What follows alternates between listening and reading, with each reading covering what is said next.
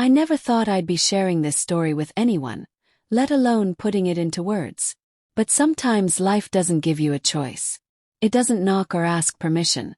It just barges in and knocks the wind out of you. One moment you think you're standing on solid ground, safe and steady, and the next, it crumbles beneath you. My name is Andrew. I was married to Carla for 6 years. We weren't perfect, no couple is, but I truly believed we were solid. Strong. I believed in us. I believed in her.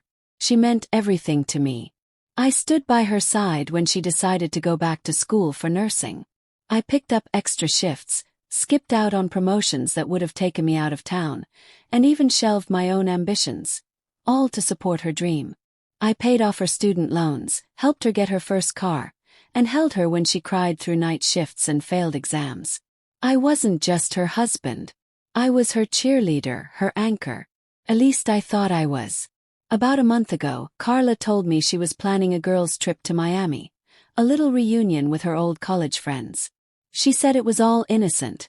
Just beaches, spa days, cocktails and late-night laughs. I didn't question her. I had no reason to. We weren't the kind of couple who tracked each other's phones or demanded constant updates.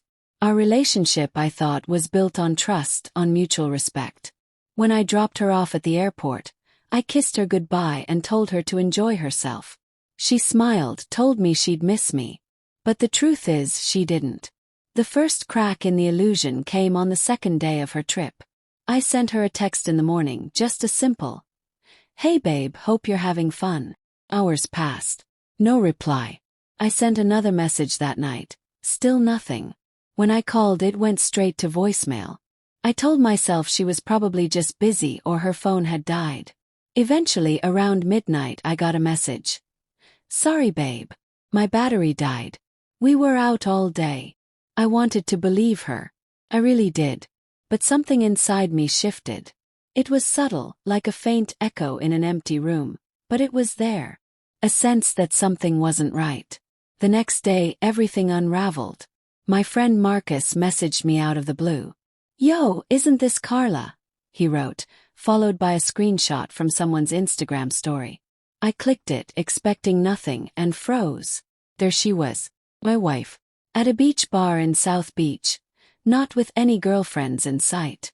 She was sitting on a man's lap, laughing with her head tilted back, that carefree, unguarded laugh I hadn't seen or heard in months.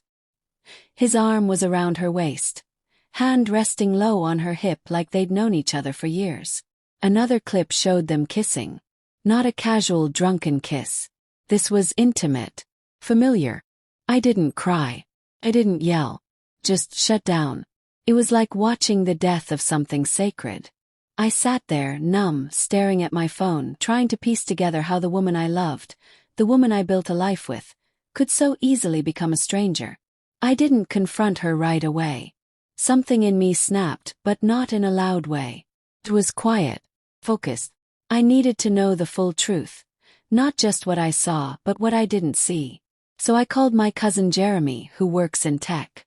I told him I needed help accessing our shared iCloud account, the one Carla always backed up her messages and photos to. He didn't ask questions. He just got me in. What I found confirmed everything. There were texts, dozens of them. Flirty messages, heart emojis, late-night plans. The guy's name was Damien, a bartender she'd met on the first night. The messages went from playful to explicit within 24 hours. Photos, videos, voice notes. She told him she hadn't felt this alive in years. That I would never know. I took screenshots, saved everything. I didn't react, not outwardly. But inside something died. When she returned from Miami, I met her at the airport with a smile.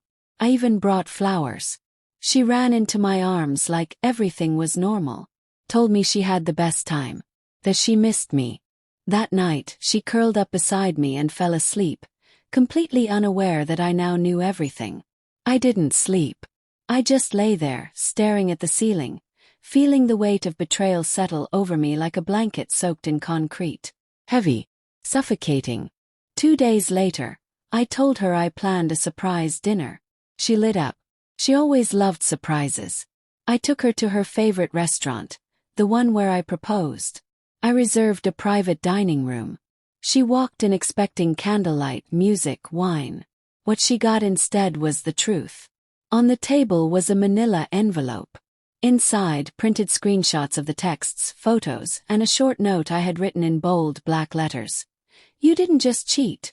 You ended us. She stood there frozen. Color drained from her face. Her hands trembled as she reached for the papers. When she looked up, tears welled in her eyes. Andrew, I can explain. Cut her off. Cold. No. You made your choice. Now go explain it to your friends. I stood up and walked out. She followed me into the parking lot, crying, begging, trying to grab my hand. Please just talk to me. Don't do this. We can fix it. But there was nothing left to fix. I had already contacted a lawyer. Moved my money to a separate account. Changed the locks. Filed for divorce. That night, she didn't just lose her husband. She lost the man who once saw his whole future in her eyes. The man who gave everything so she could rise. And she threw it all away for a fleeting thrill in the sand. Revenge doesn't always come in fire and fury. Sometimes it's measured. Silent. A manila envelope on a table. Locked door. A name removed from a bank account. A future rewritten without them in it. As for me, I'm healing. Slowly. Quietly. I'm not bitter, just better. Wiser. Stronger. And next time that inner voice whispers something's wrong, I'll listen.